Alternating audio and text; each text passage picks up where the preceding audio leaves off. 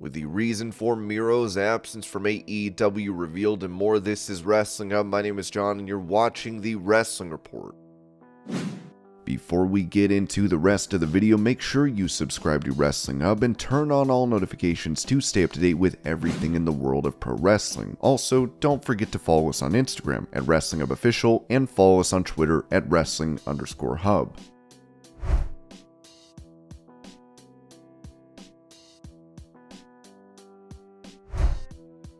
Speaking about a release from WWE on Talk Is Jericho, Athena revealed that she had interest from a promotion outside of AEW, saying, "When I left WWE, that was the one thing I wanted to do. I wanted to figure out a way to get to AEW. When I walked out of that building, I thought, how in the blue hell do I get a hold of Tony Khan? Between my rep and everything, we had kind of been in talks in December to see if there was interest. During my 90-day situation where I couldn't do anything, just kind of threw away the dream job. Do I want to wrestle anymore?" All of these requests came in from the indies of, "We want you to come to our show. We want you at our show." Well, this is new. I remember having to run to everyone else to get a booking. All these old promotions that I used to work for were like, "Hey, come work with us. Come do this." I don't know, man. I remember this promoter at Warrior Wrestling goes, "Whatever match you want, I'll pay your rate. You get to pick your opponent and who you want." Thunder Rosa. I threw out a name because I recently met her and she was awesome. I went down to Mission Pro and worked out to see if I still wanted to wrestle.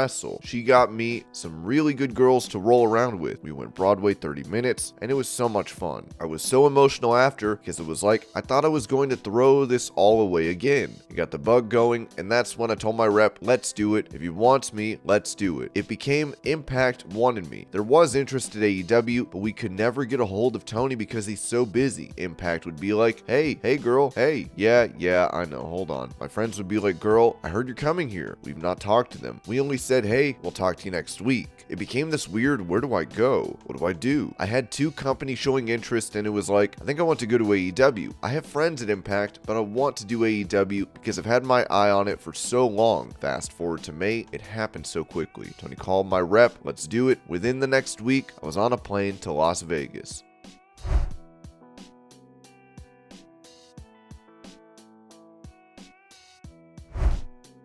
Speaking of Impact Wrestling, two-time Knockouts champion Deonna Purrazzo extended an invite to former WWE star Mandy Rose, telling Metro.co.uk, "I'm going to open the door and welcome her in." I think that the Mandy Rose that came to NXT a year and a half, almost 2 years ago, to the Mandy Rose we see today has been a complete evolution of Mandy Rose. To see her in a different light and on a different platform and see what else she can do without the WWE confines is going to reinvent her again. Obviously, we can't speculate what she's going to do or what her mindset is if she wants to wrestle. If she doesn't want to wrestle, it wouldn't be fair to, but she chooses to wrestle. I want to wrestle her.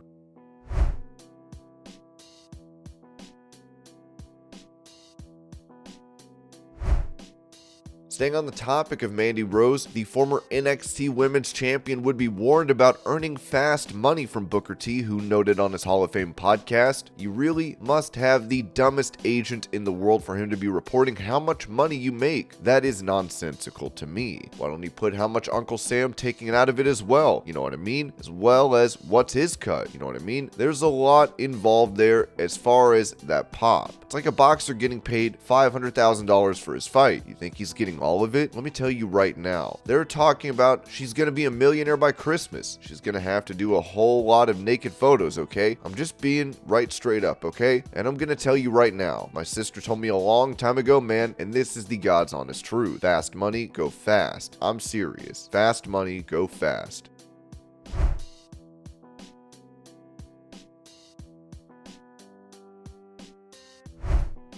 Speaking to Renee Paquette on the Sessions, former VP of Global TV Production for WWE, Michael Mansury, explains why he left the company, as he's now the Senior VP and Co-Executive Producer for AEW. "I got to a certain point in my career there where I wasn't really being developed any further. My schedule was pretty wild those last 6 months before I left. Do Raw on Mondays, Tuesday, I would fly from anywhere to LA to do backstage, take a red eye to Orlando on Tuesday nights, sleep on the plane, go do NXT, which at at that point had gone live on USA, work office hours on Thursday, fly back to New York with Triple H on Wednesday night, Thursday's office hours and prepping for everything on Friday with SmackDown, Saturday maybe a down day, and Sunday it seemed like we had a pay-per-view every week. It was a lot. I didn't mind it, but I mean more so in terms of my professional development. It was always inferred, and maybe at some point, maybe even formalized, that should anything happen if he decided to retire, I was going to be the successor to Kevin Dunn on the TV side. I, at that point, was self-aware enough to know that I couldn't do it. Not in the sense that I couldn't do the shows. I could do Raw and SmackDown in my sleep, pay-per-views, no problem. I could do it, but more so the business end, the non-TV side of what that role is. There's more to what Kevin does than just sit in a truck and line produce Raw, SmackDown, and whatever it is. I had grown tired of hearing we can't figure out what to do with you until we know what Kevin's future is. My review was always, you're doing a great job, you're killing it. We don't really know what to do until we get an understanding of what Kevin's future is. I knew there was more I was capable of, but I had already excelled in everything they had allowed me to do. I was looking for that new challenge, even if it was something outside of the scope of what people would define as my potential. It would have been nice to be able to spread my wings a little and take on a new challenge. Once I realized I was in the lane that I was in and the path to the destination wasn't going to change or even progress that much, I knew it was time to make a change.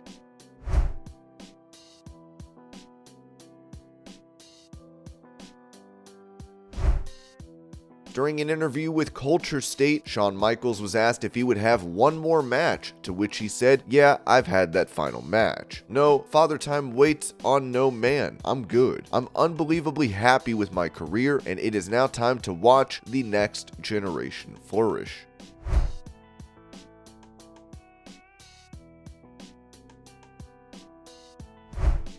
Taking to Facebook, WWE Hall of Famer The Godfather underwent hip surgery as he posted before and after photos writing, "Finally getting that hip surgery done. Hip replacement surgery went real well, and I will say that morphine is a hell of a drug."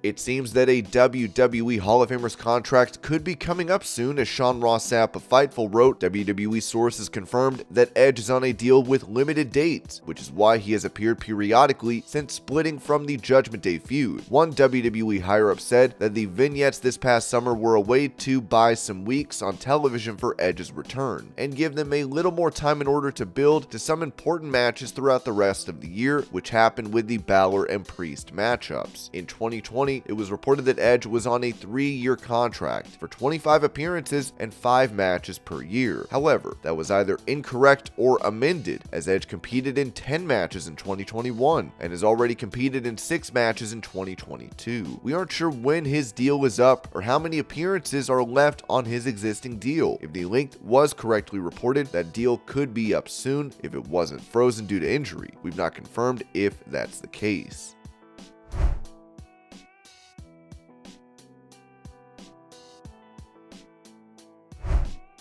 Speaking on the Mike Winmacher show about her husband Miro, Lana noted that we could see a return of Rusev Day. Rusev Day will never die. It's always going to be around. The kids are going to want to sing it, and I'm sure it will make a return in WWE at some point. You know, Rusev will, whenever he shows back in, and whatever freaking name or gimmick or character at some point in WWE, it's going to be iconic. Let's be honest. We know that everyone always returns back to WWE at some point.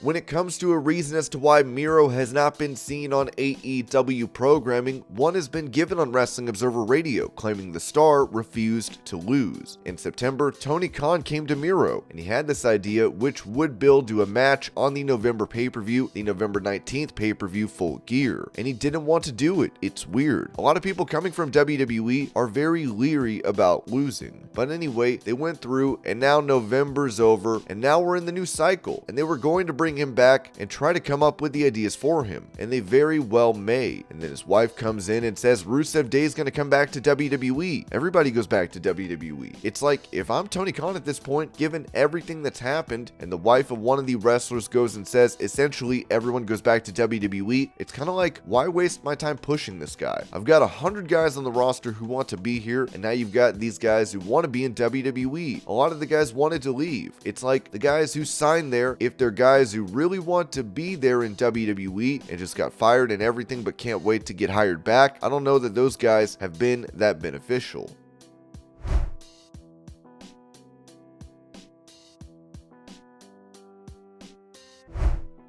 It would be added by Dave Meltzer that AEW has found themselves in some trouble when attempting to book former WWE stars. As he said, it's weird, you know, a lot of people come from WWE are very, obviously Bryan Danielson being the exception, about doing jobs, you know, and it becomes very difficult to book when you don't really want to do programs when you're gonna lose.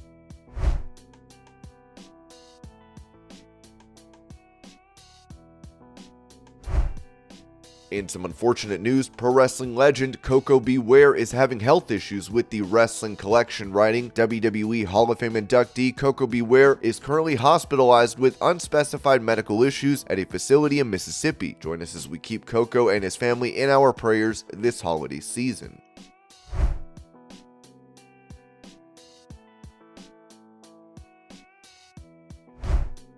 With him being accused of abuse by a couple of ex-girlfriends the other day, Matt Riddle, who is out of WWE for the next few weeks, took to Twitter to write, "I've been working a lot on myself lately and have been saying no and setting boundaries for the first time ever, and certain people aren't happy about it, but I couldn't be healthier or happier. Thank you for all the support."